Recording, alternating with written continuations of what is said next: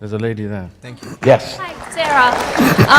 I'd just like to say I'm Jewish. I do believe in God, but I don't think that God discriminates against atheists because He made you guys for a reason. Then number two, I would like to address the you bring up the blitz, circuitously or obliquely.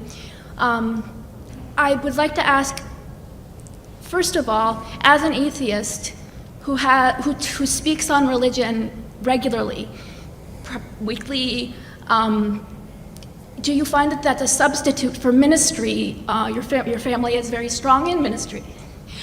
And number two, if you did not have your ministry, what would you have a passion for that kept you going? And what would you do as a vocation?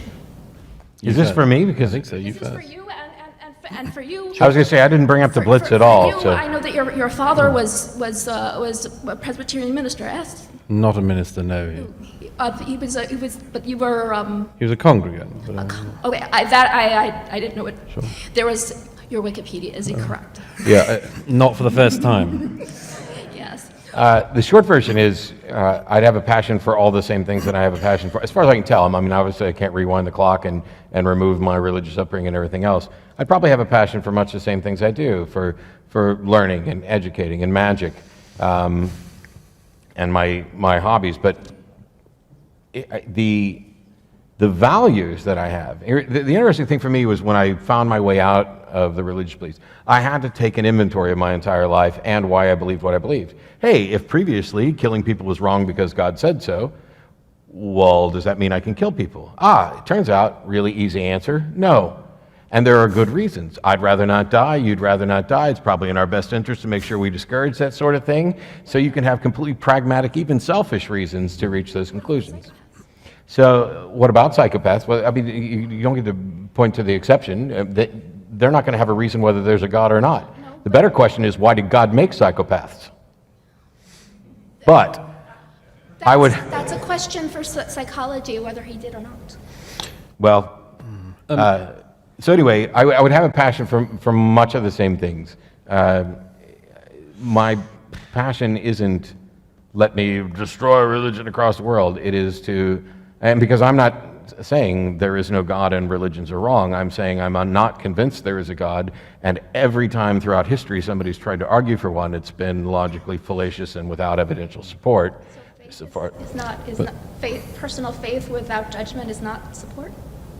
I'm sorry? Personal faith without judgment of others is not support?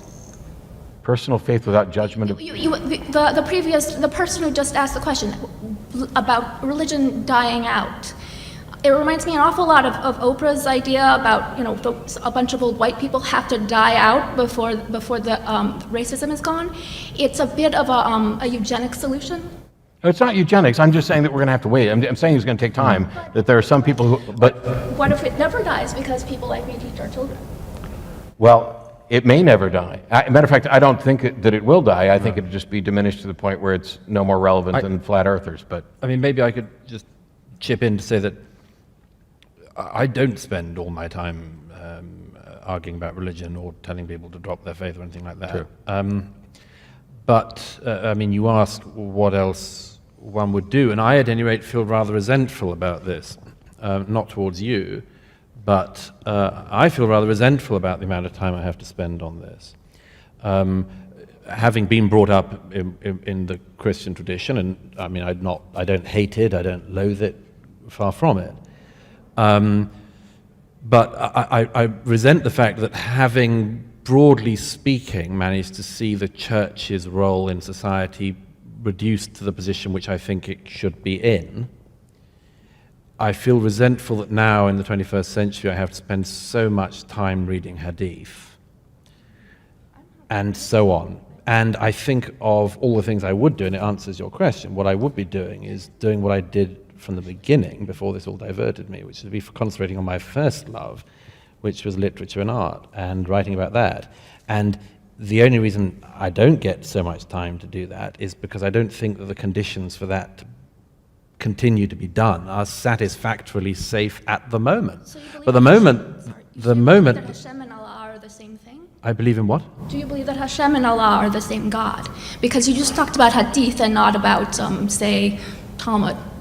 Well, no, because, I mean, I can assure you, madam, that if people were chopping off people's heads in my country and citing the Talmud, I'd be reading a lot more of the Talmud and of Jewish law, and I'd be engaging myself far more in that. It's just that, you know, in the last year, it's been multiple times that people have, for instance, walked across London Bridge slashing at women's throats, shouting, "This is for Allah." So I find myself unable to spend as much time on poetry as I'd like. But, you know, it's a frustration I have, which I hope to get over someday. So when you start being able to read essays from me on literature rather more, you'll know the world's safe. Not all believers, hashtag. Do we have time for one more? And then... Actually, that has to be the last question, they're telling me. So thank you, and thank everybody else. Thank you guys so much for coming out tonight. Thank you. That was a great pleasure. Thank you, man. Thank you very much. That was a great pleasure. Round of applause for Douglas and Pangburn Philosophy for putting this on. We'll see you out there somewhere. Yeah, absolutely. Thank you.